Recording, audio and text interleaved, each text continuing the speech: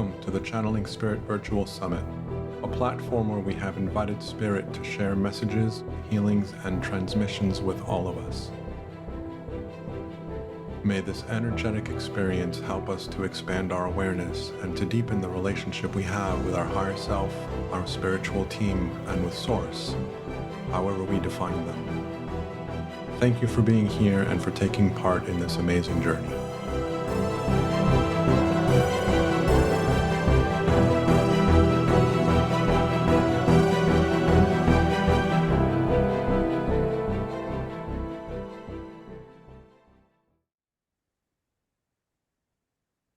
Hello and welcome to the Channeling Spirit Virtual Summit. We are playing in Season 8. My name is Daniel Martinez Stahl, and episode 4, the first episode of day 2 with Kristen Numen. Kristen, like I said last night at the end of yesterday's episode, it's hard for me to say who my favorite people are because I've got so many people that I love talking to in this show, but Kristen is definitely one of those people. I absolutely love her energy. We've had wonderful conversations every time that she's been on, and I always get excited about what's going to come through and what we're going to talk about. And so, Kristen, welcome back. I know that we missed you last season. I don't know how much of that you want to share with everybody, but I will let you do that as you wish. And why don't you introduce yourself quickly and we will go from there. Yes, Daniel, thank you so much for having me. I love being here. I love seeing all of your faces. I'm just so blessed for our connection. My name is Kristen Numen. I've been on this journey since 2016, I call myself a multi-faceted channel just because I channel so many different beings of light, mediumship, animals, all that kind of fun stuff, doing energy healing in different modalities. But I missed the last season because on November 3rd, this is my 3-month heartiversary today. So 3 months ago to date, my heart stopped and I died. And my husband saved my life. And I needed to be intubated. So it was about 20 hours that I was unresponsive. And I'm back. And when I chose to come back, man, did I pop back in. They actually had to heavily sedate me because I came so back in. And I was trying to, because they, I don't remember any of this. It's what I'm told. But, they fasten your arms down and everything. And I had a brace on my neck because of the tube and everything. So I was really fighting to be back. And she's like, it's okay. She'll go back to sleep for a bit. But man, when I was back, I was back. So I'm here and I'm excited. And I feel so much energy because I know we're going to talk about Source and the Circle Children and the Ancients. But of course, where they roll and they bring in other things as well. So intertwining my NDE story with this as well for things to make sense. Excellent. Excellent. And so where do you want to start? Where do I want to start? So let's sit for a moment because here they come. So for those that can feel and sense, so I get like the shakes because I asked them to come, they meaning my guides, my team, to come close. So I like mentioning it. So if you feel it as well, it's pretty cool to experience that and to be like, oh, this is what it is. So what they're talking about is putting together all of the pieces. So you know how we want to interpret dreams and how cool that is to interpret our dreams? Well, let's interpret life too, because we have all of these pieces of the puzzle that's coming together. There's all of these things that our loved ones and guides and everything are trying to get our attention with. And it's understanding the self and it's understanding what our patterns are and putting together all of these pieces. So we're in 2024. I had to think about, actually, I had to look at my screen. We're in 2024. And several years ago, probably 5 years ago, is when the Circle Children popped up to me. And I was asking a friend, do you know who the Circle Children are? Like, I couldn't Google it. There was nothing about them. And that's when I really had to learn to trust myself, because there are things when you start on this journey, okay, Pleiadians, you can look them up, and Arcturians, but you really have to trust yourself for the abilities that you have and what's coming through. And the circle children are these beautiful, youthful beings that are no more, they appear no more than 13 years old to me. They can be in vintage clothes. The ones I see are more modern with little high tops. This boy that I see is absolutely gorgeous. He has darker skin. I just had a shift in energy. If you felt that, I felt like a dizziness all of a sudden. So that the energy of the circle children just came forward very close. But he has darker skin and like these sky blue eyes. And he was the first being that I was introduced to. So you know how they talk about Mother Mary and how she helps heal the inner child? The circle children are the magic of the inner child, basically. They are the joy. They are the happy. They are the whimsy and the silly, but they are so smart. They have so much wisdom in them.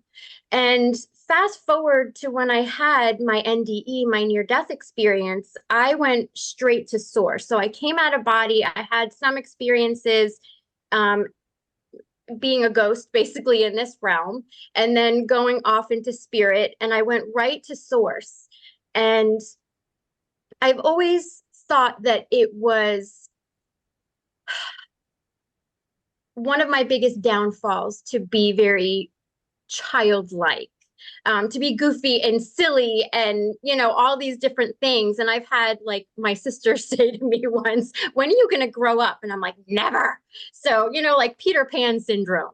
And I thought that being an adult, you had to be stuffy because I was a banker for 15 years and I tried being stuffy. It really didn't work for me at all whatsoever. So if you know me, you know, I'm crazy.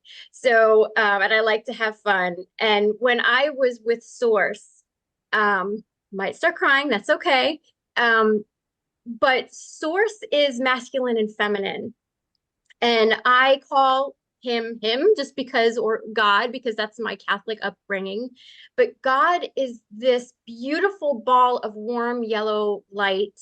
And he was just so happy to see me and so proud of everything. And I learned the silliness and the childlike aspect of myself came from Source, because Source is these circle children to me. So he's like, I brought the circle children forward to you for you to channel because you come so much from the heart space.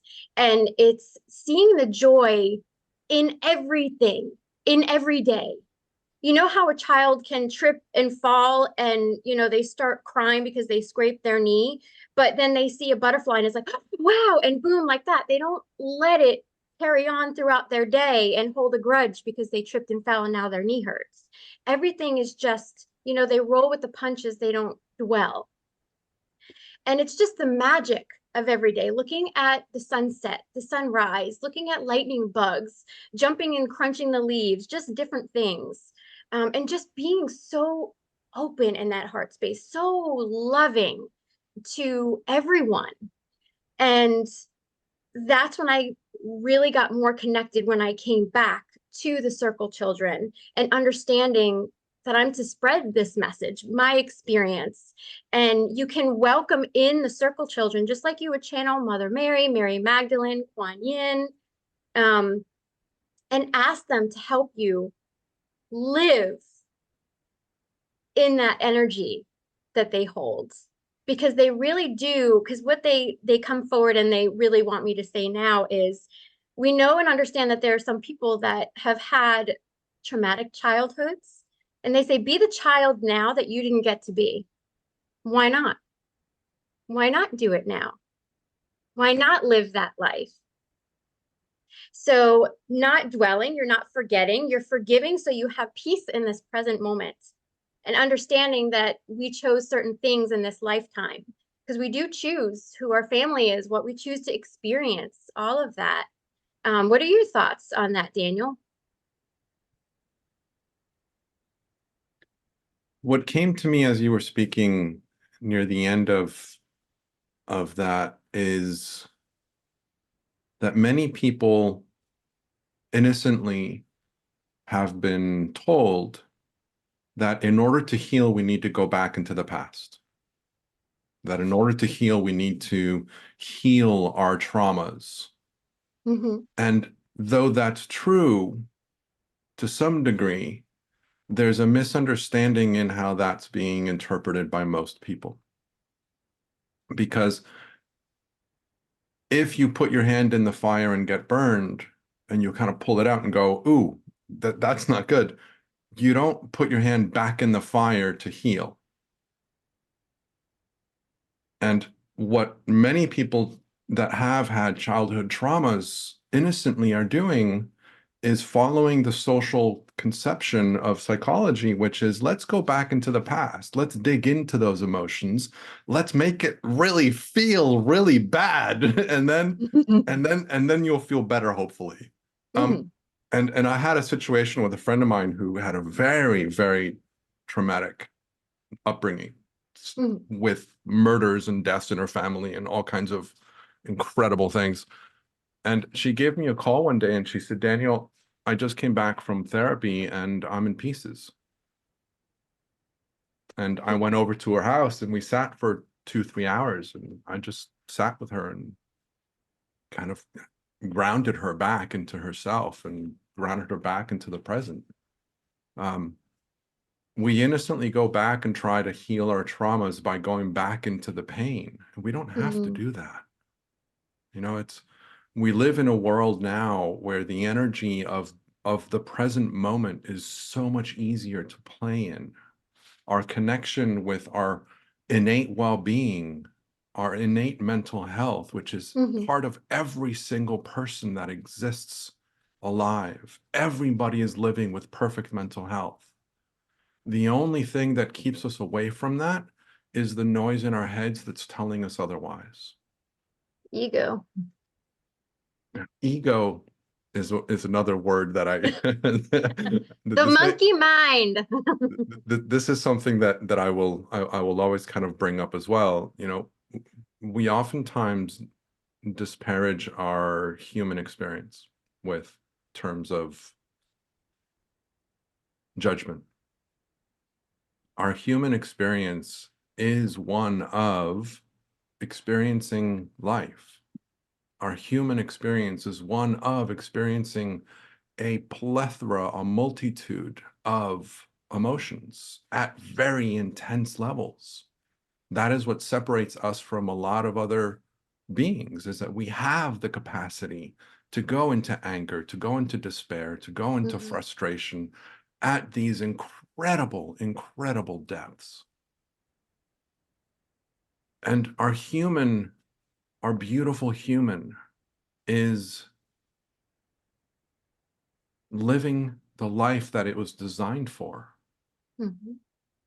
Where we start to kind of play into the space of, so when a lot of people talk about the ego, a lot of times, and I'm not saying you did this time, but a lot of times Mm-hmm. people reference the ego as, oh, that's just the human experience, that they're judging, that they're putting down. Oh, that's the not so important part of my experience. That's not true. Mm-hmm. It's an invaluable part of our experience. What tends to happen, I'm going on a tangent, I apologize. What tends to happen, and this came to me not too long ago, is this idea that when we awaken, we realize that we are more than human and that we are spirit. And we've all heard that we are spirit first and human second. What I am learning to recognize is there's a back end of that statement. The back end of that statement is actually the reverse.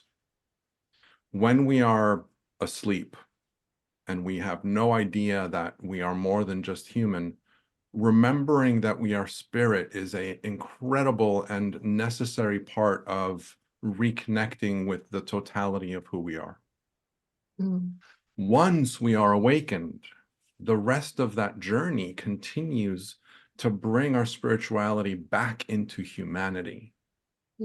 Because while we are human on this planet, we are human first and spirit second. Mm-hmm. But until we remember that we're spirit first and human second, we're going to live a life with a lot more difficulty. And so when we awaken to the truth that we are spirit in addition to being human, the rest of our development and our spiritual expansion is about that integration and the honoring and becoming more human, becoming aligned with your ego, becoming aligned with the monkey mind, and allowing that to be the driver of your experience while you are connected with higher intelligence. Yeah. See, to me, it's like the integration of all. And I always felt like Kitty and I have had this conversation with feeling both sides of myself, feeling the avatar self that I play here and feeling the spirit and integrating them both so they're intertwined.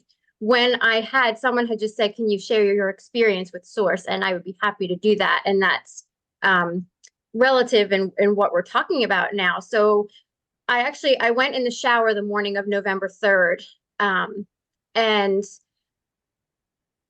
it was a split second. So God takes us out so we don't feel anything. The body can feel while the spirit is not there. So I came out and I instinctively leaned against the shower wall, knowing something was happening and I was going to fall. So I instinctively went against the wall and I came out of my crown and faced myself. So I watched myself slide down and hunch over. I hit my head on the step down into the shower. There's no glass, but there's the marble right there. So I knew what was happening when I came out. And I said, so this is what it's like.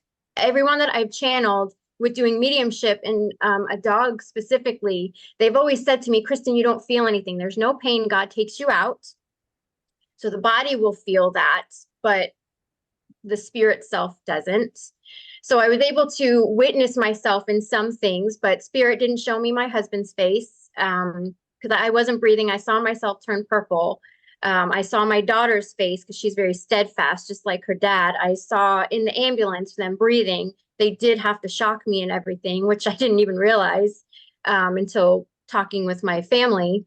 But then I was out. I went straight to source and I could feel Susan Kennard, who's on here too. I had a conversation with her and she said she could see me dancing around. And she's like, quit your dancing and get back here. And I said, I was just free. I could feel how there's no body, first of all, but then there's no low vibrational emotions. So you feel so light. So I felt a difference. I actually was claustrophobic when I came back into body and I couldn't, like, my jacket was on and I was panicking and I'm like, get it off, get it off, get it off. And my husband's like, what's wrong? I needed water. I needed my ice pack. I was freaking out. And my guides are like, you're adjusting back into your humanness because you're feeling all of these emotions. Okay, a body is there, but it was the emotions that got me. So, but I was asked when I was having this conversation with Source and congratulating me on how well I did. It's like, look at you. You were amazing. What did you learn? And just, we had this conversation and there was the unconditional love. I have no words just to say the love of a spouse, a child, you know, when your little one is born, love of an animal, just this unconditional, pure love was what I felt. And I remember I was asked, do you want to go back or do you want to stay? I had a choice. So when I brought my awareness to Kristen, and I couldn't, it's like I could vaguely picture myself hovering over, but they won't let me see myself clearly. I don't know if I will, but at some point, but they protect me from seeing myself in that way. But bringing my awareness to her, I love this life. I have such a love for Kristen and for all in my life. that I'm like, oh, I'm going back and it's going to be good. And that I remember saying that. And then I did have a choice. You know, I sat and I pulled things off the table, made new contracts. I don't know what they are. I asked to know what they are just to kind of know, because I think that would be fun. But what's the fun in that, to know all these things that we've planned, right? But it's the integration of these selves. Because when I first started this journey in 2016, it was like, let's do woo-woo stuff. Let's do spirit stuff. Okay, now I'm human. Let's do dishes. Let's do this. Okay, now let's do this. And I'm like, that's exhausting.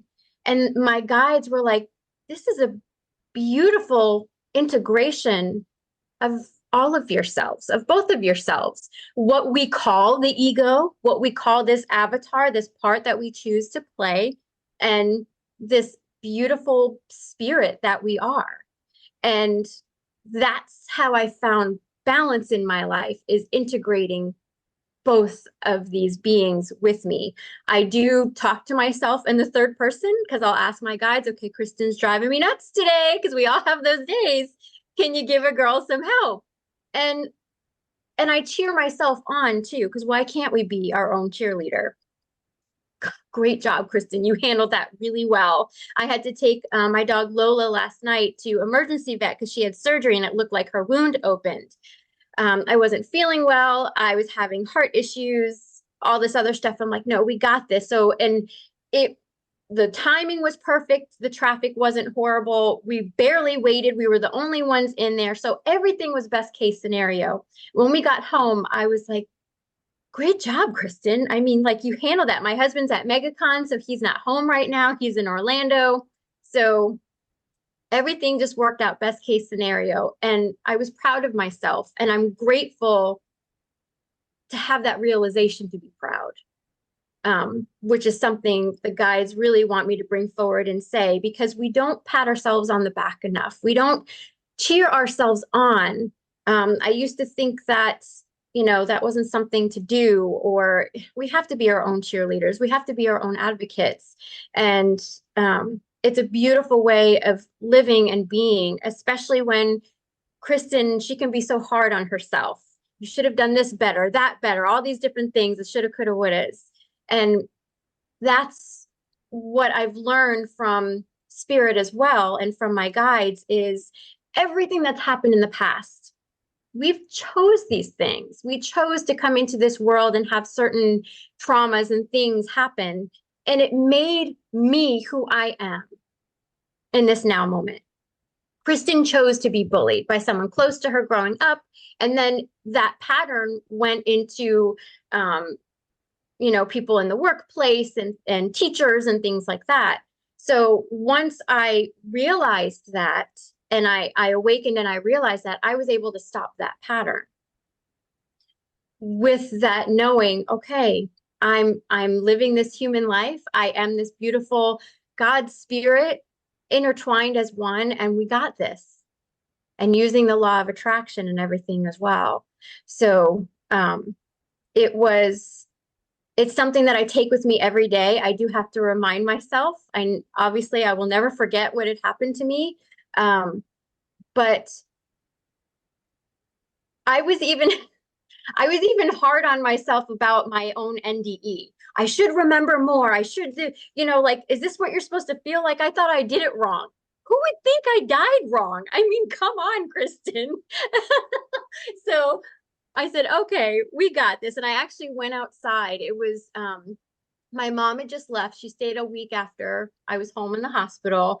And it was a beautiful night. So I told my husband, I said, I'm going to go outside and have a staff meeting, talk to my guides. So I went outside and I was talking to my guides and I said, okay, don't have me screw this up. I'm back. Don't have me screw this up. Can you give me a sign?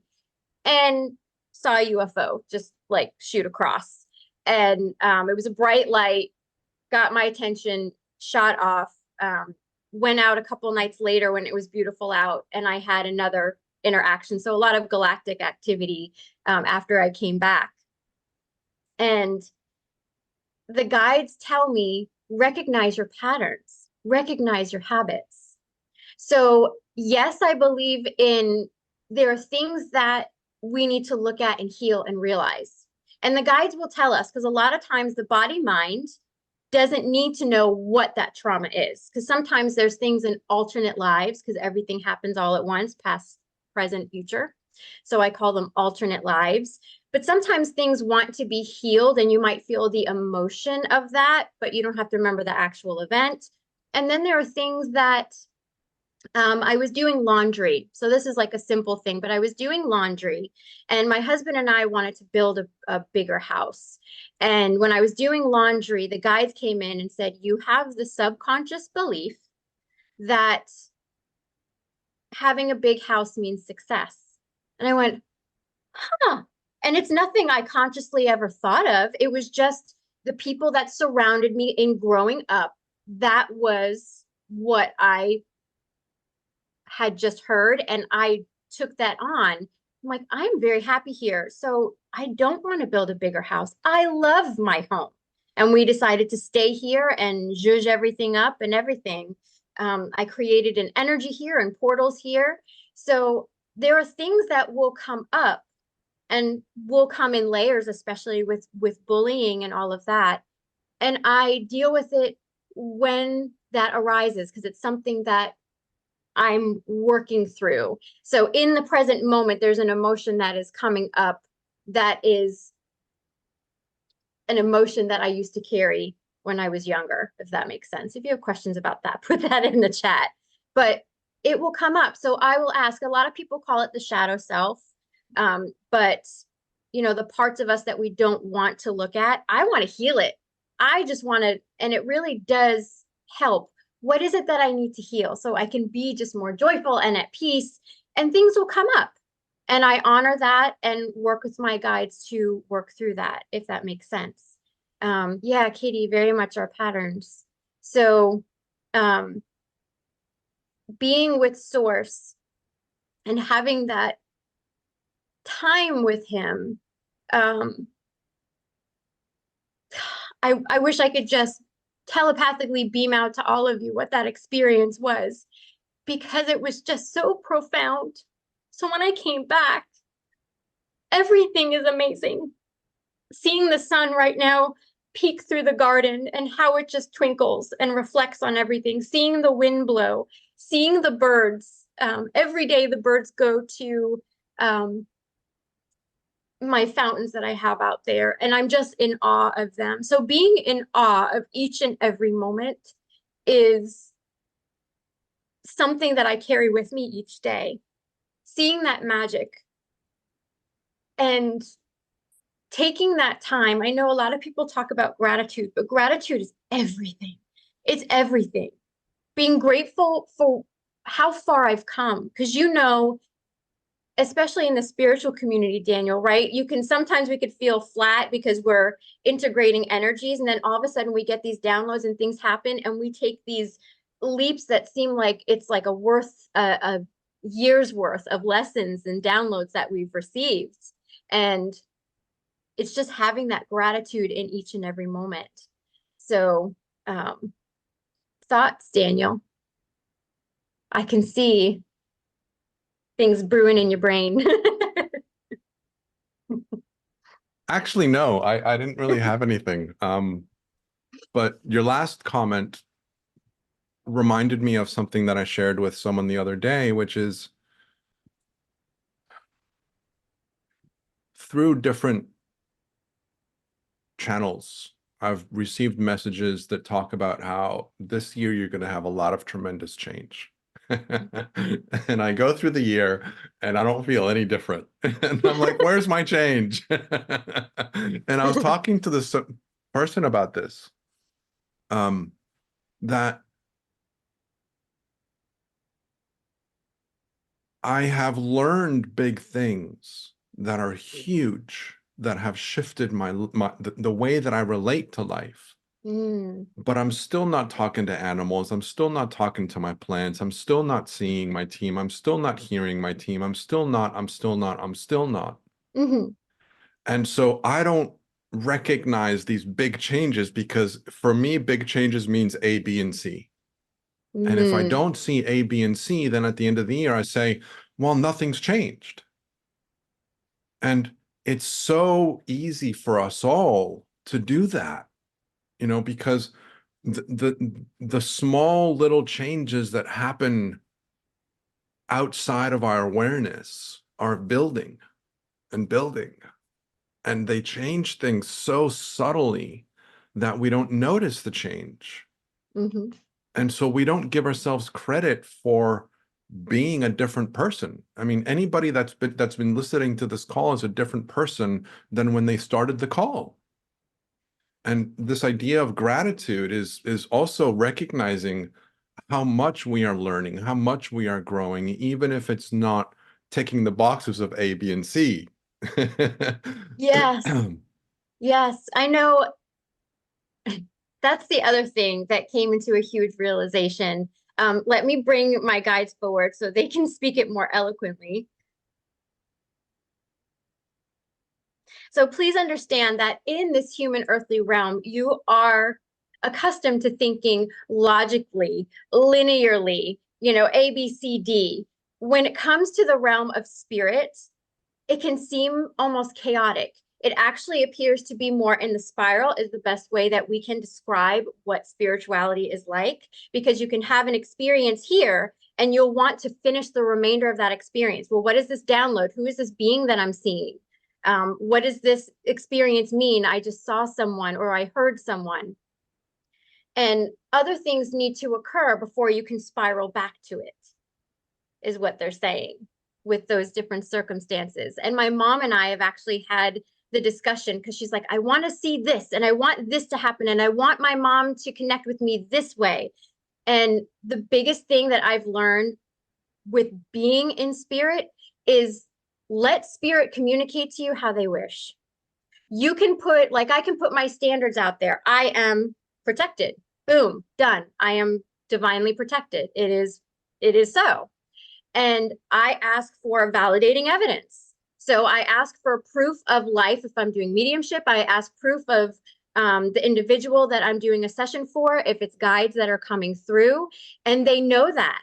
And when you set the guidelines, there is wiggle room in there too, because I did mediumship this past week, and they're so excited to connect with the loved one that they want to do messages. So I wasn't going to, I kept saying, can you give me some validating evidence, please? And they said, please give this message.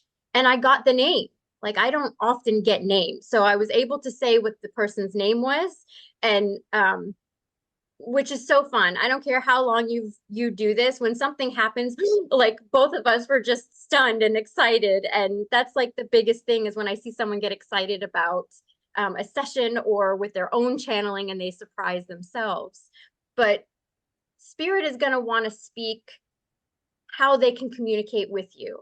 So I have certain guides that come through with my knowing, so claircognizance, and with my seeing, the clairvoyance, and others, it's all through feeling. I will ask them, I'd really love to see you. And sometimes I can see through feeling, if that makes sense. When if you know, you can see through that feeling, but just let go. Have these standards there. Have, because you're the driver, not the passenger of this journey, have these guidelines there, but allow spirit to come to you in the way that they wish, and not force it. Because what I learned on the other side is we block ourselves. We're in our own way. It's not anything else. It's us. That's why law of attraction is so important, because everything that we see in life is everything that's going on with us internally. And oh, hold on. They want to say one more thing. Let me check with them. They say go back. Go back to what? Go back. Okay. So let's talk about one of the experiences that I had. I have friends that do this channel your unicorn guide. I'm like, well, I want to know who my unicorn guide is, but I couldn't make it to their class. So one night I was laying in bed. It was in the middle of the night. So I decided to do this little meditation of my own to connect with the unicorn. And all of a sudden, this being showed up in my mind's eye. And I'm like, I like, what, who are you? It was a narwhal. I channeled a narwhal. So it's basically a sea unicorn. I was hysterical laughing. And if you know, do you guys know the movie Elf? And it's Mr. Narwhal is, hi buddy, hope you get to see your dad. That when I told my husband about it, that's exactly what that's the line he said to me. So but I was just blown away. Allow yourself to be blown away. Don't be, I want you to come through and I want you to say this and I want you to do this and you know, all these different things that we tell our guides to do. How do I experience you? I want to experience you in a stronger way. Leave it at that. And then connect and see what happens. Because I'm telling you, you are so magical and so many things can come forward. And I always say each day, God, I surrender to your will. And so I can just let go and stop trying to force things. There's a reason things aren't working out or can seem so forceful. It's because God's trying to bring in more of this energy that I'm looking for, even better than I can imagine. So life can be even more magical than you can ever imagine if you allow it. Does that make sense? If you have questions, please put that in there. But that's something that they wanted to bring forward because I was just, that's one of my most favorite experiences is meeting this narwhal. And it moved its little head and it actually had at the end of its tusk, this energy that was coming from it to me that I could feel pulsating in my body. And honor that. And the other thing, because they're bringing in conversations, I need to write a book, Conversations with My Mom, because we have this, we chat about this all the time. And we tend, you know how if you have straight hair, you want curly and vice versa? It's just how it goes. We always want the spiritual gifts that we don't have, or we don't feel we have it strongly. Like I'm a clairvoyant, but I don't just look outside and I'm just seeing ghosts going all over the place. They'll pop up when it's relevant to pop up. I can feel the energy. Sometimes I can be in the garden, turn around and my grandpa is sitting in a chair out there, but allow everything to flow organically and have that intention to connect and ask your guides for help because there are things, trust me, that are about you that you think are normal that are actually paranormal. So I never realized that I was seeing energy. I thought everyone saw the sky the way I did. So when my husband and I were floating in the pool and I said, so when you look at the sky, do you see this? And he goes, yeah, I see blue. Now I see a bird. Now I see clouds. I don't see any of that. Like, really? You don't see this? You don't see like the movement and the static? I thought that was normal. Does that make sense? So there are things that you can perceive as normal and that it's no big deal, but it's actually a big fat hairy deal. Like it's huge to spirit, right?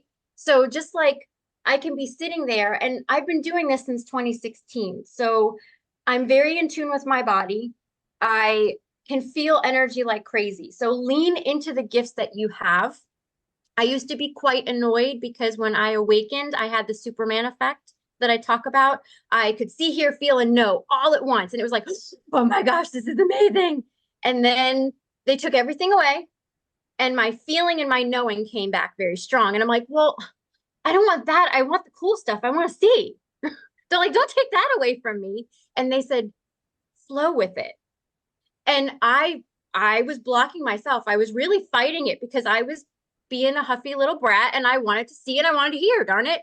So even though I would work on things to do my third eye and everything else, I was feeling things so profoundly.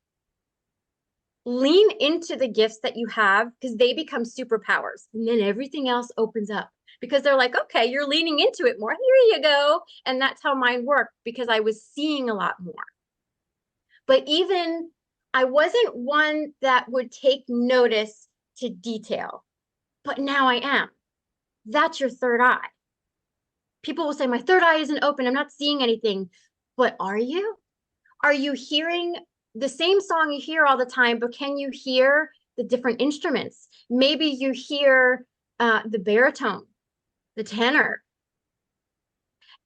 Maybe you're picking things up. Like I can see, well, there's a bird out there that's on the tree, but I could see the lizard that's out there on the base of the tree out there. My eyes just automatically go to things. And I swear I can sit here and go, Ray, there's a spider on the wall, get it. He's like, how do you know? You're not even looking at it, because I can sense it. And they tell me where they are. So honor that. And I use that in the garden too, because I have a fear of spiders. We're now buds. We're not best friends, but we're working it out. So when I'm in the garden, because I love to garden, I have an agreement with the spiders. And I say, can you let me know when you're there? So I don't like stick my head into your web and freak out and give myself a heart attack. So, and I kid you not, I will lean very close and they'll say, look, I'll hear in my mind, look up. And I'll look up and that little sucker's right there. And I'm like, ooh, thank you. But they always let me know. I still walk in webs. As long as they're not in there, I'm good. But they let me know.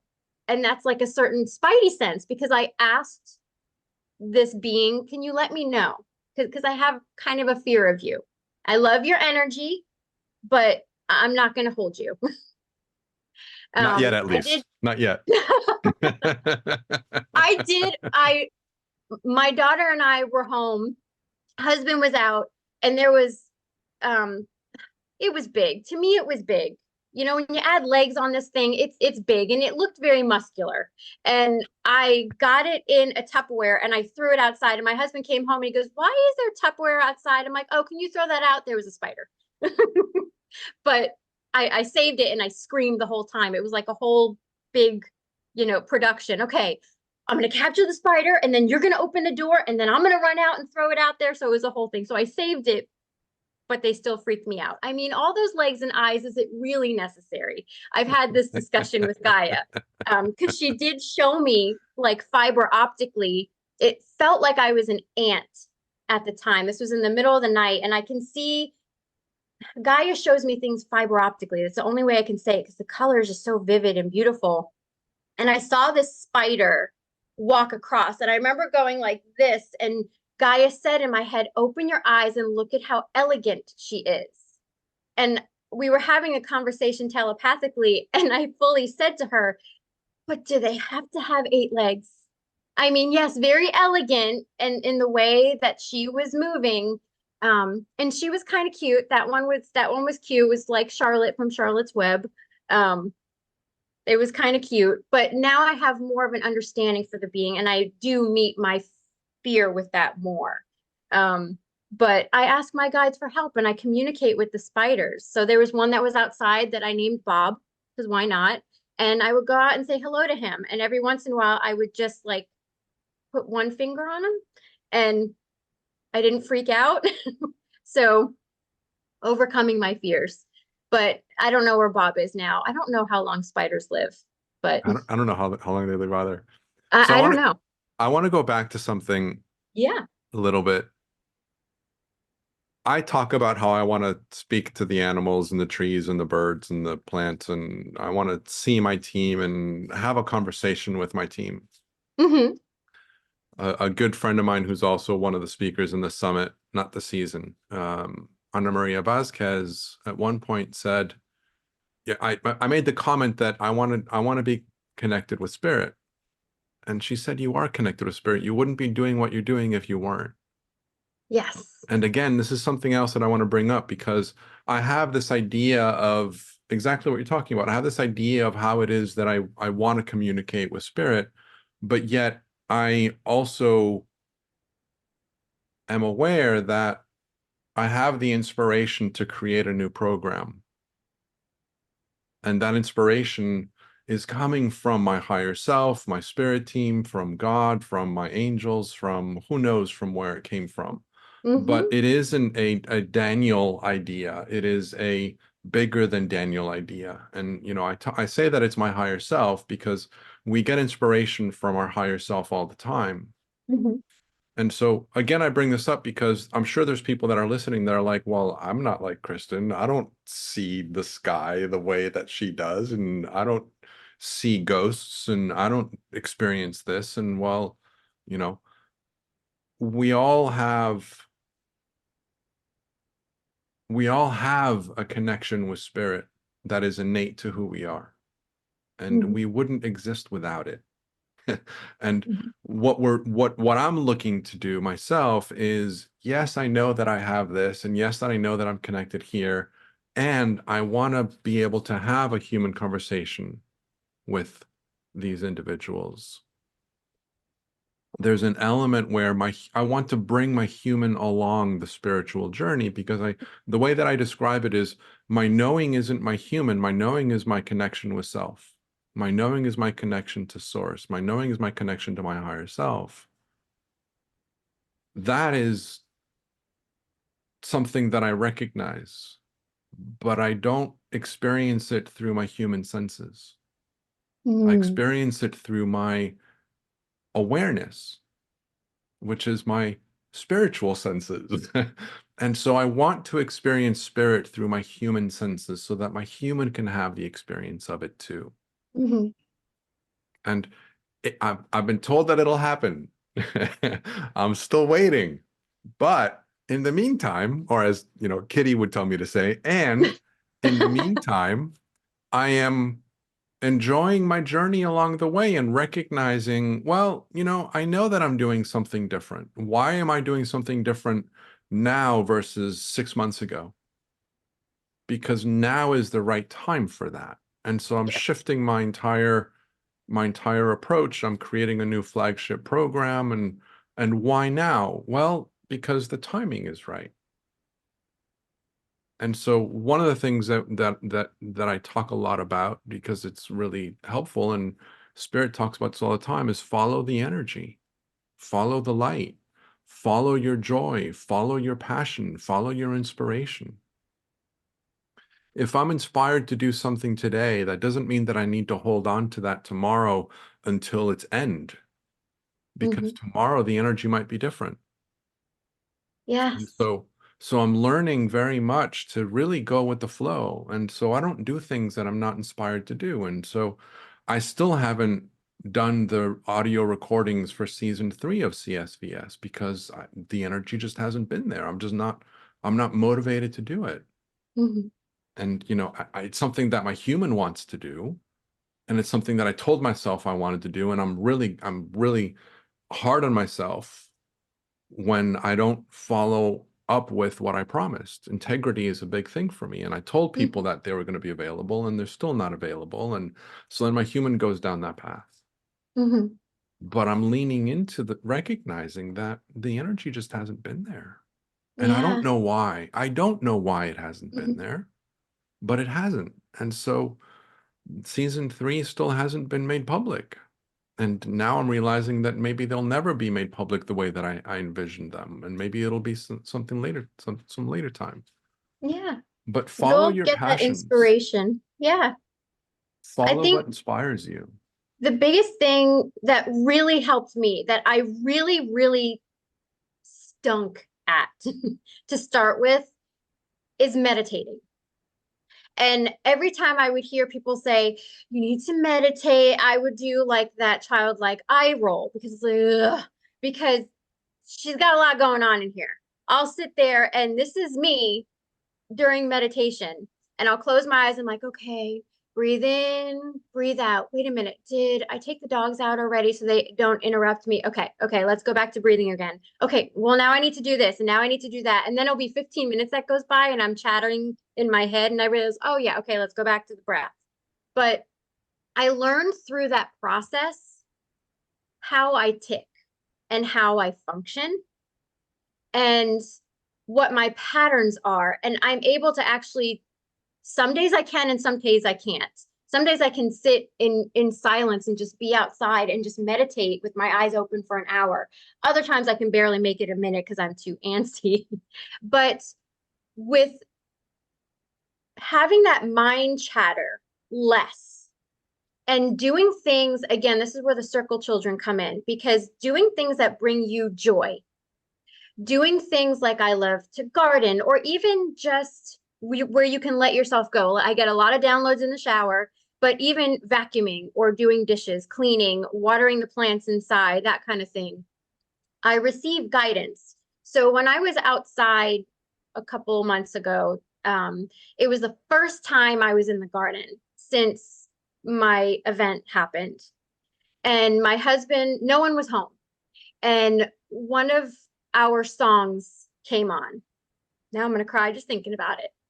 And I lost it. I just started bawling my eyes out, thinking, oh my gosh, I almost wasn't here. My husband had all of these things going on through his head because they didn't know if I was going to make it or not, because it was that 20 hours of being intubated. I couldn't breathe on my own, and I was unresponsive. Thank you. They're telling me something else to talk about too.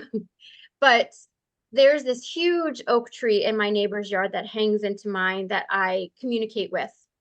And all of a sudden, I instinctively went over to the spot in my yard where the root of this tree sticks up. And I just knew, I was guided, and I took my gloves off and I just sat, plopped on the ground and put my hands on this root. And I heard within every fiber of my being, the tree spoke to me and said, just breathe. And I just felt complete, and I was a mess. I was bawling my eyes out, being so emotional in that moment, and couldn't catch my breath type of crying. And that's the thing when you go through something, is you can't control that. It comes and goes. Certain things hit you a certain way, but it's how you navigate it. And I allowed Kristen to release that and to cry, but the tree helped me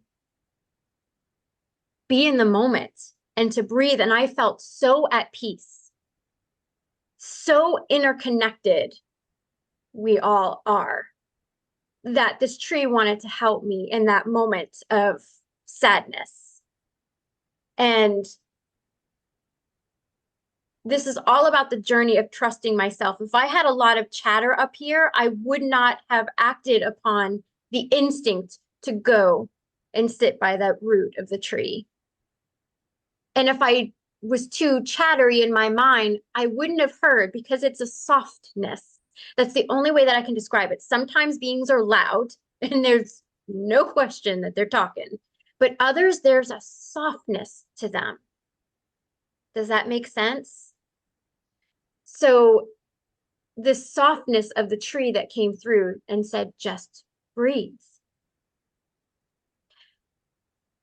The other thing, I don't know, I'm getting a yes, and I'm getting to talk about it. And they're pulling at my heart chakra right now. So the other thing that happened was, I talked about this a lot, especially in my class yesterday. My daughter, she's 21. She likes to take pictures of eyeballs. Like when she sees you, like it was, I believe it was last Easter, and there were a whole lot of eyeball pictures that her and my niece were taking, because the eyes look like the nebula, the galaxy, right? It's not just green or brown, it's the depths of the colors that are in it. Well, one thing that happened when I was intubated, I opened my eyes, and, Emily had gotten excited. She says, Mom, you were not there. She said, your eyes weren't yours. They were flat. The color was flat, and there was no depths of the colors in there. And just to show that there is, the soul comes through, the eyes are the window to the soul. They truly are. You can see when you look in someone's eyes, their whole aspect of themselves, that mind, body, spirit all together. But my spirit was out. So I was in that moment a shell, and it was just my body that was feeling that. Even when she grabbed my hand, she said, I didn't realize how heavy a hand was when someone isn't there because there's just such a weight to it.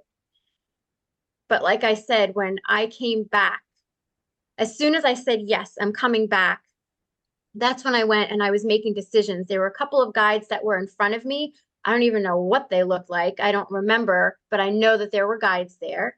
But I remember saying, okay, we're not doing this. We're taking this off the table. We're putting this back on, and I want to experience this. And we were changing things up. And then I was back in the body. And I was in the hospital for 6 days total. 4 of it was in one hospital where I went to be intubated on emergency. And then I chose to change to the Heart Institute to have my cardiac specialist put in the defibrillator. So the staff actually saw me off on the 4th day because they came back from over the weekend because it was Friday morning I came in. They were off during the weekend, so they came back on Monday and they said, where's the girl that was in this room? And they said, oh, she was moved over here. And they're like, get out of here. There's no way she survived that. So they actually came in to see me off because they said, when you came back, you were back. Like my parents came back Saturday morning and I was, hey, mom, hey, dad. I couldn't remember. My memory, asked Daniel. I would message people back and my husband said, don't message people because your mind, you can't remember. I had long-term, but my short-term memory was really terrible. They call it 51st dates syndrome is what the nurse called it. But in telling that story too, when my parents found out, when my husband called and told my parents and they were on their way here, my mom said, please give me a sign. Guides, please give me a sign that Chrissy's going to be okay. Now, I call my mom my tree and I'm her apple, the apple that doesn't fall far from the tree. So I send her little emojis every night when I say goodnight. And the first ones I send are the tree and the apple. So when mom got there, the nurse came over. She goes, hi, my name is Apple and I'm going to be taking care of Chrissy. And my mom goes, what? What is your name? She goes, oh, my name's Apollonia, but my friends call me Apple. Sign from the guides. So in any moment in time, when you're in distress, when you're calm and peaceful, when life is going and being busy, interacting with your guides, allowing that window to be open. My mom practicing working with her guides so much that she trusted, okay, I'm going to allow this sign to come in. So for her to, she goes, I knew you were going to be okay. She said, but of course, the human aspect of me was freaking out still, because why wouldn't she? Because of the situation. But to get that sign of Apple, her name was Apple, helping me. But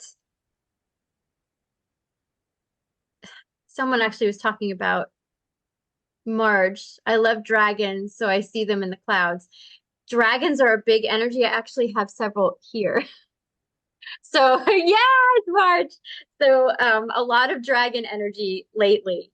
But Harley, so much to do, so little energy to do it. I've been struggling with vitality, but I guess we have to be patient with the process. Perhaps this is my phase of ideation rather than action. Yes. Really being able to lean into the self. I've learned boundaries in a bigger way. I've learned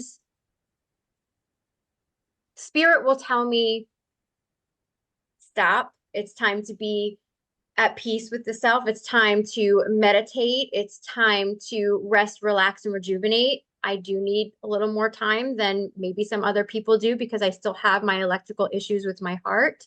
So I've really had to learn to play with that energy. And I've learned too that connecting with spirit, there's such a high with that, and there's such an energy that comes forward. And I will ask them, I really need to get this done because I'm having friends visit and I would really love to do this. Can you please help me with my energy? And not only giving, because we all have our own healing abilities too. You don't have to be attuned to any specific type of healing modality. You all have your own ability to do so. And working with your spiritual team. I was called to Rahani. I was called to Kundalini Reiki. It's like every fiber of my being. And then I had something else come forward again, this was a 2-year process. So seeing the patterns as well, I was attuned to a new healing modality and I knew nothing about it. And this is, like I said, 2 years ago. And I'm like, well, what am I supposed to do with this? And they said, you'll understand in time. So I would always think about it and other things would happen, but other things needed to be in alignment in order to bring me back to this moment. Because when I had my near-death experience and I agreed to come back, they said, okay, we're going to infuse you with this rainbow light cord energy. So they infused my spirit body and my human body. And I came back. And then I received downloads each day as to how to use this healing modality. So over 2 years, it took me to receive that. Mind you, I wasn't like particularly thrilled about that. I was kind of annoyed, like, why can't you give me this information? But I was having experiences like they were working on my being and all of these, they put me in this vined chamber and everything I could see in my mind's eye. And I learned to trust now. So when something comes up and I don't fully understand it or I get the full story, like humans, we want, if you pick up a book, you get to read it from start to finish and understand what that book is about. In life, we don't have that. That's what spirit talks about, is that spiral motion going in that circle. So now I say, okay, I understand. There's other energies and other frequencies I need to meet with before this comes to fruition. I get that now. And I'll just say, it's okay, Kristen, we'll get there. There are other things that are magical that'll happen in the meantime. And I'm actually at peace with that now, which I have to say is a big, huge deal for me. So Can I add something to this? yeah. So again, I love talking about my experience because I'm one of these slow learners, right? And friends of mine will laugh at me and say, don't say that. And, but it's true. I mean, there's a reason why it takes me a long time to develop and to awaken and to experience things. And there's a reason for that. And part of it is for me to be able to talk about that, because it helps when people that are listening to see me and say, oh, this came easily to him. Hey, it's not. This is a long time coming. But I'm kind of offshooting from what I wanted to say. Mm-hmm. We are reminded all the time that there are moments of recharge, reflection, of settling. The tide goes in and out. The moon waxes and wanes. As we focus on growing and growing and growing and growing and growing, our body needs to catch up, or our integration needs to catch up, or our whatever, some aspect of ourselves needs to catch up. And so we actually hit a wall of resistance. The other day, I was reading a quote by a very famous spiritual teacher that regularly I go, he's missing something. But anyway, the quote was saying that, resistance is bad. And the more that you recognize being in the moment, you start to see that resistance isn't helpful. And I disagree with that entirely. Resistance is an incredible, valuable part of our growth, and it's an incredible gift. Resistance allows us to slow down. Resistance allows things to catch up. And resistance also allows us to learn things in a tremendous amount of detail that we wouldn't have if we all of a sudden woke up one day with a gift. Like, I cannot tell you, if I all of a sudden started channeling the way that I want to channel, I couldn't tell you all of the different things that I've tried and all of the different things that I've done and all the different things that I experience in trying to get there. I can't talk to you about that if I wake up the next day and I start channeling instantly. Now, there's benefits to both, because there are people that one day to the next just awaken and have all of these things just turned on. And they are there because that's what they chose, but they're also there to tell people and show people this can be you too. It doesn't have to take long.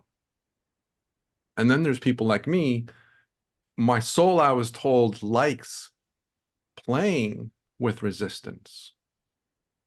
And so that was another really big thing for me was, okay, well, if my soul likes playing with resistance, well, then let's play with resistance and not judge myself for being in a state of resistance, Not judging the self. Yep. right?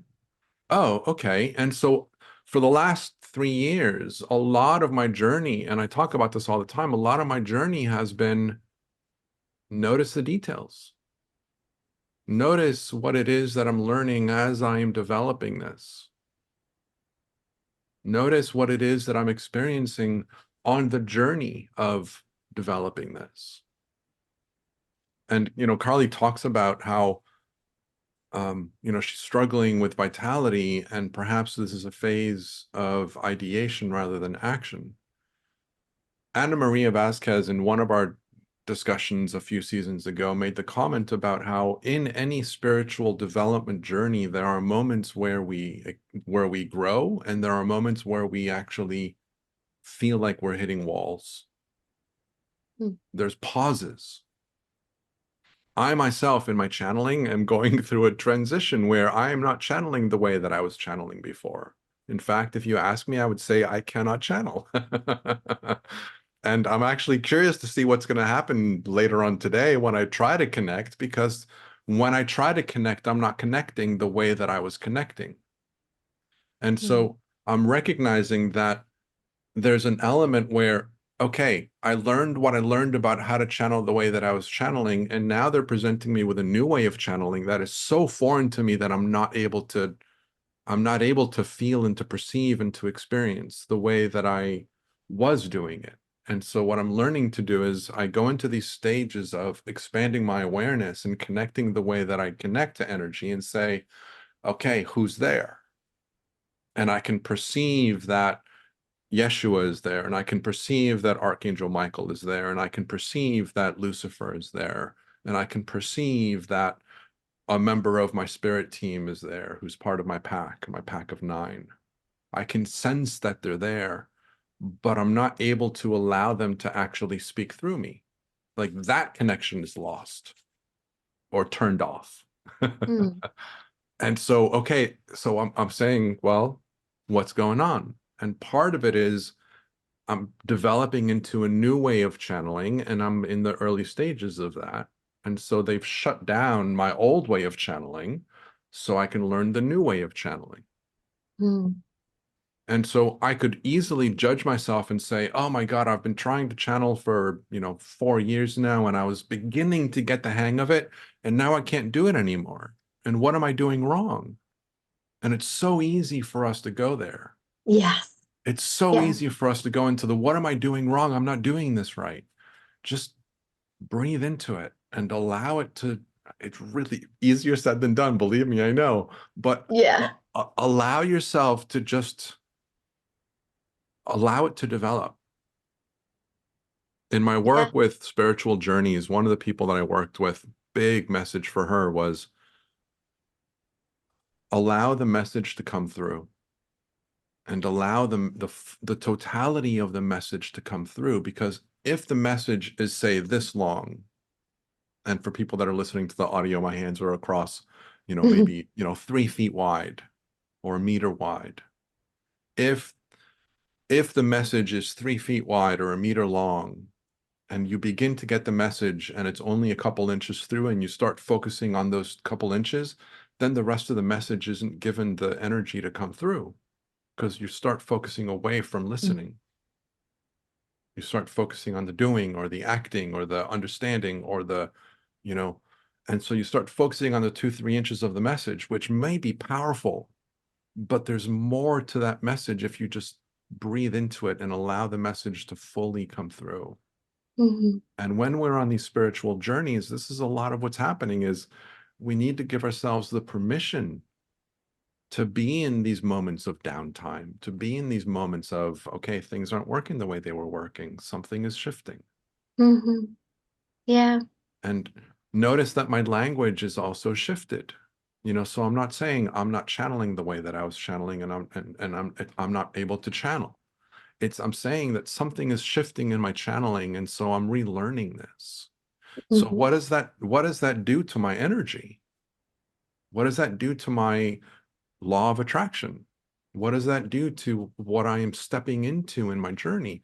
It's an openness, which is what Kristen was talking about earlier in another context, right? It's being open, allowing that aperture to receive things that are unexpected.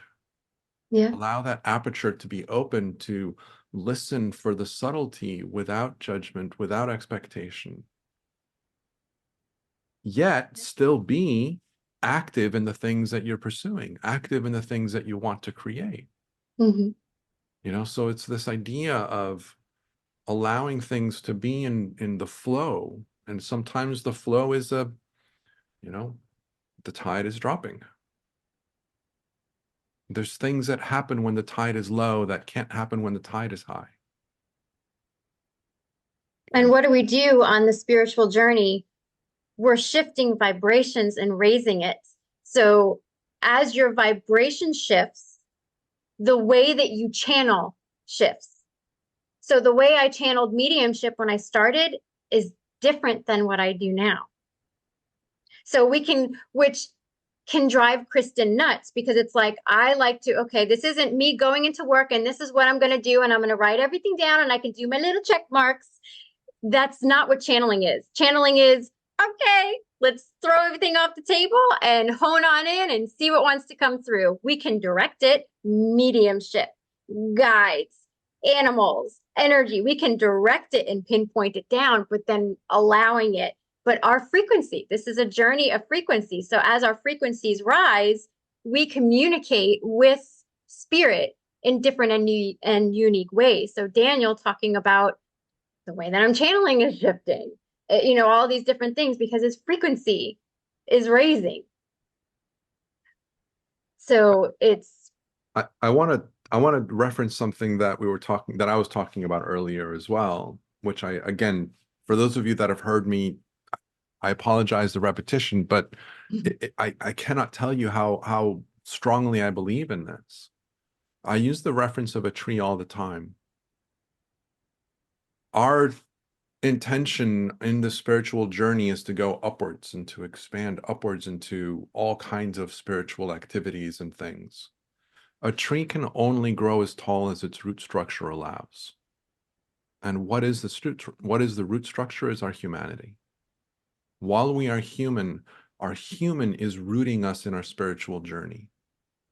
And so as we go up and expand and expand and expand and expand, there's the need for us to slow down so that our roots can then grow out again to support the growth of the tree. And so these moments of quiet and of resistance could very easily be those moments where the human needs to grow its roots out a little bit farther out and a little bit deeper, because you're growing so tall that the roots need to prepare for where you're going. Yeah.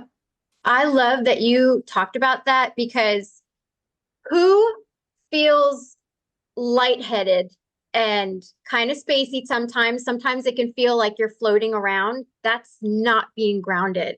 When I first started channeling and I took a class, and everyone was, we'd give messages to one another and everyone would say, Kristen, you need to ground. I'm like, I literally work in the garden. How much more do you need me to ground? I did not understand a darn thing. So I'm like, well, you know what? Oh yeah, I'm a channel. Let me ask my guides, because you know what? Sometimes you forget. So ask and you shall receive. So I sat in meditation and had asked, and they said, understand that even your chakras, the lower chakras, the solar plexus, the sacral, and the root are very earth, and everything meets at the heart. And then we have the throat, the third eye, and the crown that goes up like the tree as well. And then the heart chakra is that beautiful, stable energy between those both worlds, because the heart is the spirit brain. So I learned grounding is more than, and I need my earth grounding, my hands in the dirt, my feet on the grass, being out in nature, being out when it rains, the wind, everything. We're supposed to have storms tomorrow, and I'm going to sit outside on the patio and just be in that. But it's also being in the body. That was what I missed. That was the biggest thing that helped me, is be in your body. You're here, be here. be so grounded. Feel the emotions. Don't put them behind a door and close the door and lock it and hide the key. It's feeling the feels and feeling the emotions. And that the circle children actually help me do that, because it's seeing the magic in this realm really grounds me here, feeling present in the moment to enjoy what the sun dancing on the water right now in the garden, just different things.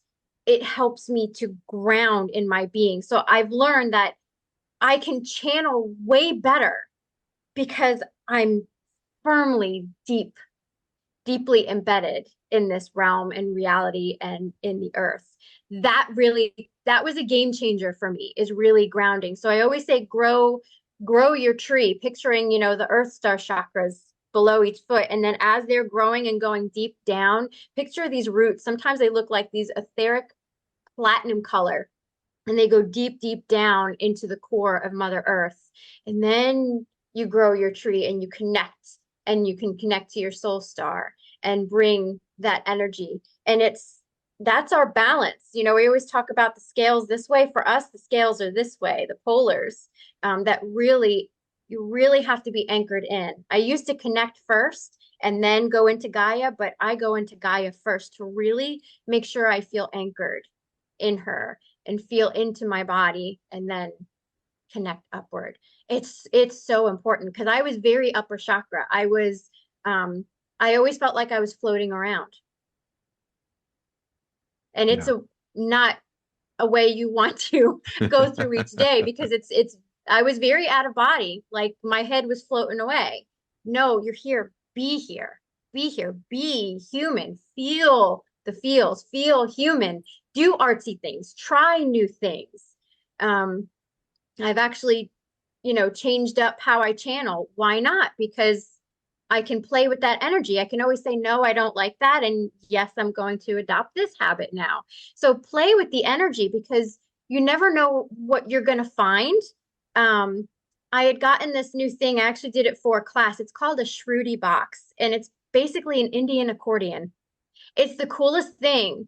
And the air that goes through it, it holds tones, because when I hear tones, when I hear like the humming of the blow dryer, I was teasing my students saying I was thinking of bringing in my Revlon blow dryer, because when I blow dry my hair, I'll start getting light language, because it's just this sound that lets me just relax, like a vacuum cleaner, or like the hum of the AC or something when you're going to sleep, that type of thing. And it allows me to just let go, and I can let the light language come in and let it go. So it's not just me hearing myself. I'm hearing this tone, and I'm just allowing the energy to come in. So play with it. You never know. Maybe you're outside and all of a sudden you feel intuitively like you need to dance, or you need to work on the energy. Maybe there's a portal there that needs to be cleansed or cleared, opened, something like that. You never know. Go with that instinct, because that's your spirit telling you, these are your gifts, work with it. You intuitively know. And I've done a lot of tripping over my own feet with, okay, that doesn't feel right, but this does. So play with that instinct, and play with being so grounded, and see how much higher you feel, and higher in both directions, because really connecting with Gaia, the inner earth beings, the elementals that are here, it's profound. And then being able to connect with, the angelic realm and galactics and things like that as well, has really helped. That's why when I do rainbow light cord healing, rainbow light cord was given to me by Source and the Seraphim angels. So my higher self is a seraphim. And I spontaneously, so you all know this too, they can obviously attune you to things, but they can also amplify the gifts you already have. So I've been attuned to Kundalini Reiki for several years now, and I was laying in bed, and all of a sudden my hands started buzzing, and I could feel, because each healing modality has a different uniqueness to it, a uniqueness of frequency. I could feel, this is Rahani, this is Reiki, this is rainbow light cord. And my hands were going, and I could feel the pulsation of the Kundalini Reiki. And I'm going, what's going on? Then all of a sudden there were dragons all over the room. And the dragons came forward and said, your Kundalini Reiki has been amplified. The frequency of your Reiki needs to match the frequency of the rainbow light cord, because I like to use that first to really ground everyone's energy and my energy, and then go into the rainbow light cord with source and the seraphim angels. So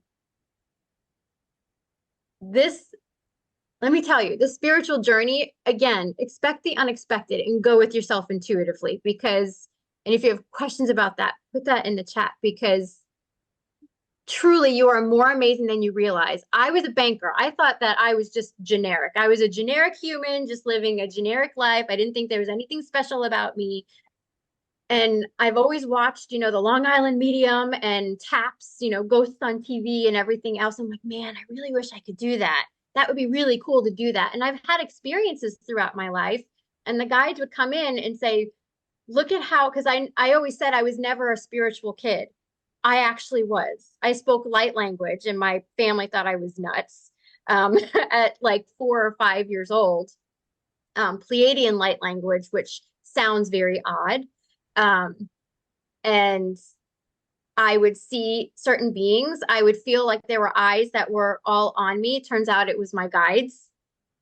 So I was always afraid to be in the dark up until 2016 when I awakened. I was afraid to be in the dark into my 30s because I always felt like there was someone there staring at me. And it was nothing bad. It's just that I didn't recognize the energy. So understand, okay, the guys are coming forward. Please understand that if you do have anxiety, you could be feeling the mediumship, the guides that are coming through. You can be feeling people that have passed over that are coming forward. And it is a different frequency meshing with yours, and it can freak us out because we're not used to it. When I'll actually, I tripped once and I said, Ray goes, my husband, he says, you said ow before you even fell, because I was anticipating it hurting. And I said, ow. You know how something you expect it to hurt and it doesn't? That's the kind of feeling. Like I was so nervous. And once I realized, okay, this is what it feels like to be with spirit, that energy's coming in. I'm safe and I'm protected. Now I can totally sit in the dark, and I'm very at home in the dark. It doesn't bother me at all. When I first started this journey, I said, okay, hours of my operation are when the sun comes up and when the sun goes down. Then after that, don't come near me because you'll freak me out. And I full on told them that. Please don't come to me at night. That scares me. And then it was like, oh, come to me at night. That's fun. Because then they started, Metatron would come forward and I would see energy floating in the room. And one of the things Metatron did too was the room went away. I was floating in a void, I call it. And I was floating, my consciousness was floating with all of the sacred geometry. And I felt nauseous. So as soon as I felt sick, I was back in my room. And that's been the rule for my guides, is that doesn't happen anymore. So I see everything overlapping now. But they tried taking me out. And there was like, I was looking around with my physical eyes and there was nothing there. I was just floating in a room. My husband wasn't even next to me anymore. I was floating in a room and I got very sick, very seasick. And once I said that, they put me right back because they want to make it comfortable for you. So you have to state what makes you uncomfortable. Or if something scares me, like when they whisper really close in your ear, like when a little kid will whisper in your ear and tell you something and you're like, ee! That's sometimes what they'll do. And I'll say, oh, sorry. Okay. Can you say that again? I was brushing my teeth and you're whispering in my ear. That's going to freak me out and catch me off guard. So can you do that again? Can you say that again? Who's here? Sometimes they come back. Sometimes moment has passed. But I hope that helps you all at some point on your journey to be able to navigate, because it's not a one-stop shop. It's not black and white on this journey. And I try my best to describe everything. And I know Daniel was talking about, there's some people that open up and are like, yeah, I was one of those people that opened up and was like, oh my gosh. And I was getting like all these impressions and these things happened. And then my ego came in and was like, you're not good enough to do this. You're not. So I was in the excitement and the joy of all of it, and it was all happening. And then I had blocks coming up, that resistance, because my ego was really that human aspect just gets in the way. But again, that's something I'm meant to overcome. That's something I meant to integrate and work with Kristen. So now, we have this beautiful balance of energy. Not all the time. Some days it's just not happening and it's okay. But honor yourself wherever you're at, because like Daniel was saying, this is when I started this journey, the guide showed me in my mind's eye a wave. And I had said, what are you trying to tell me? And they said, this is the spiritual journey. So you can't go from kindergarten to college. You have to go through these vibrational steps. It's not that you can't connect. It's not that, okay, where's Yeshua? I'm not connecting with Yeshua. I want to connect with the angels. Why aren't I seeing them? They're there. You just have to be a frequency match. And that's why other things need to play out in your life in order to bring you to that level. Does that make sense? So all of these interactions are so amazing, because when I give sessions, when I'm in classes, when I'm talking with people, like-minded souls, we're exchanging energy. You're unlocking things in me. And I don't care if you're doing this work or interested in it. There are people that are brand new to this. And I'm saying, oh my gosh, you are really expanding my third eye. And they're going, how am I doing that? Just by being you. Just by being amazing you. Isn't that cool? And then I'll have an awakening and something else will come forward. So the example I always like to give is, I remember saying to Yeshua, why can't I perceive you? I can't perceive you. Where are you? I'm channeling these archangels and I can't see you. Am I not worthy enough? We go there, right? So I was meeting up with a friend to give her a reading. And when I sat there and I sat in the silence for a moment, went to the breath, and I was connecting, and all of a sudden I saw in my mind's eye, Yeshua. And I said, give me a minute. And I just broke down crying. And we had a telepathic conversation. And he said, I've been here this whole time. You just couldn't perceive me yet because you weren't a vibrational match. And it can make us sick. The ascension flu, you've heard this ascension flu thing, when our frequency, because our body is changing at a molecular level to this frequency. So our body needs to acclimate. Just like you put a plant in the ground and that baby needs to acclimate to the weather, to the dirt. Some plants, if you notice, some plants will look really sad for a little bit. And then once you get some good rains and watering, they are the hardiest, most healthy things.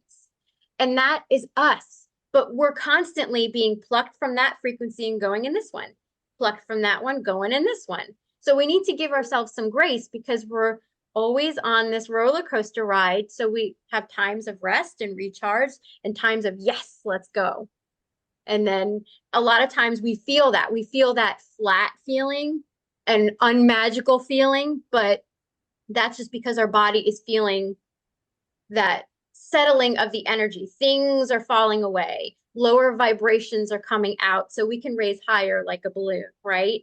So our body feels that, and then we go there, oh, what's going on? I don't feel magical. You are just as magical. So just know, oh, this is going to be, so when I get in that stage, I say, oh, this is going to be good. This is going to be good. Get excited, because you know that you're ramping up for, energy that's coming in. So, I call it the crappy happy. I feel like crap, but yay, something good is really coming. The crappy happy. I love that. The crappy happy. Hey, find peace in that. Really, because that's the journey of this self, of ourselves, of spirit and our humanness, is we go on this roller coaster ride of frequencies. And I would really sit in this pit of despair of, what's happening? Did they take it away from me? Like all these different things. No, nothing's taken away. Just acclimating to the energy, and then it ramps back up again. But it doesn't mean you can't channel or anything. You're still channeling through it and still do things. It's just not, it's the way that you feel. And guides can come in and let you know, because I'll say, oh, I'm going to do this today. And I had a guide come in and say, you're going to rest. And I saw sacred geometry, and this mantis being in the middle did his little arms up, and I heard, you need to rest. And then within a few moments, I got a silent migraine. I did not get silent migraines until I started on the spiritual journey. And they kept saying to me before I even knew what it was, we're working with the gray matter in your brain and we're changing synapses. So this is a process to be able to do that. So it takes time in our realm, right? It really does take time. I love mantis beings. Yes, Marge, they're so amazing. Mantis beings, when they come forward, mine, I full on saw a mantis in my room over by my mirror over there, like 9 feet tall. But they like to come forward with something silly, like a top hat or a tutu or something like that, because they can be. Did you have that experience, Marge? No, but they like to come through in that way because they don't want to scare you. No, So, I've been interested in space beings for a very long time. I'm an animal Reiki master, and this one book that I read had this lady. Her name is Jacqueline Smith, who is a hybrid. She's part. She has part alien DNA and she has human DNA. And she said, if you ever want to find out who your ancestors, your spiritual galactic ancestors are, give me a call and I'll do a reading for you. So I had been reading through this other fellow. His name is Robert Fuller, who worked with mantis beings, and I just loved his story because they were so joyful. They sing, they click, the whole, they do the clicking noise for whatever. Yeah. And so I had a reading with her, and she said, yes, you're part of the mantis family. And I went, woo, thank you. I love them. I think they're great. They're wonderful. And apparently I'm like a greeter girl for this temple, this temple where the energy apparently floats up in a spiral, and then you slide down.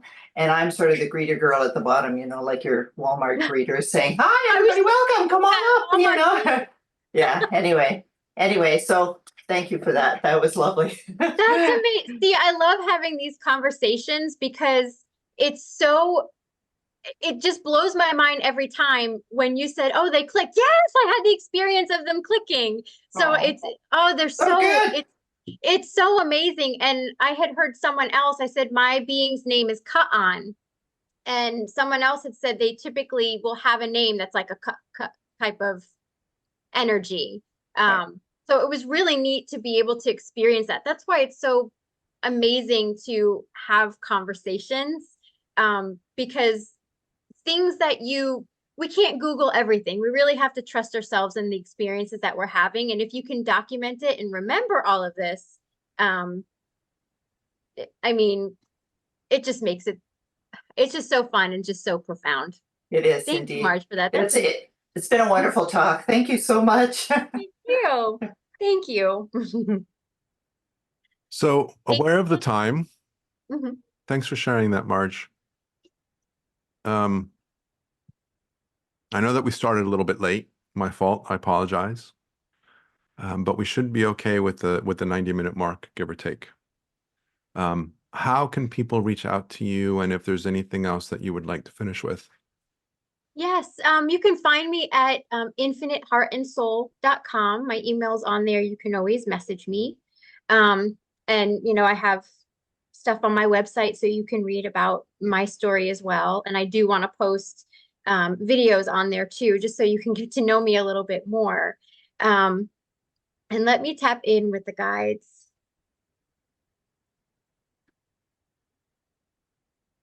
I feel a big expansion in the heart space.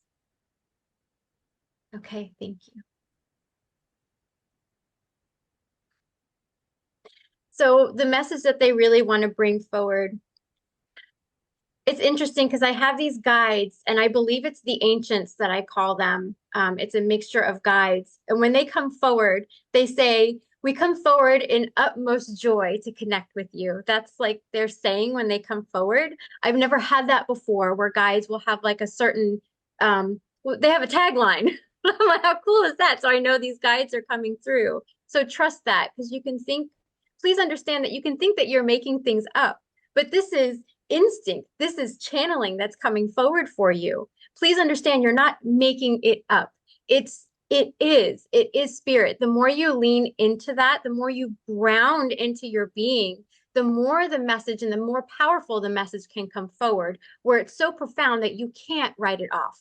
Sometimes it's a whisper, sometimes it's a little nudge, and you're like, I don't know if that's right. But they're saying the more you lean into that and say, okay, I'm judging myself right now, and I let go and I trust. Full on saying that and calling your guides in to come closer and allowing that to come through. So please do trust yourself. And please do remember the circle children and bring them into your heart each day. Now I'm going to get emotional. Life can go by in a blink. I was gone like that. Love every moment. When I trip over my own feet, I laugh at myself. Don't sweat the small stuff. Hey, it's not meant for me to do this today. I need to clean. I need to get this done. You know what? I don't need to worry about it. Friends will come and visit and I didn't have the energy to clean. And they're like, I'm not here to see your house. I'm here to see you. So don't sweat the small stuff. Trust whatever's coming up. Just say everything's working out, best case scenario. Live each day through the eyes of the child. To see that joy, that wonder. We can get so sucked into the mundane and go robotically throughout the day. But if you open that heart space and allow that magic to come in, you will be blown away by the joy that's in your life. Thank you so much, Daniel, for having me. I so appreciate it. Always fun and an honor to have you. And so if you connect with Kristen, you want to play with her, there's an invitation on the website, a special rate to play with her in sessions, both for exploration as well as for healing. So feel free to check that out. Kristen, I will be in touch with you shortly so that we can play on the next project that I'm working on. For everybody that's listening, thank you for being here. For people that are here live, thank you for being here and for participating with us. I'm going to leave you quickly because I need to get ready for the next episode and I got to check in with my mom before I do so. So I will leave you guys now with being spirit, being human, and simply being from love. And I will see you soon. Bye-bye. Bye-bye.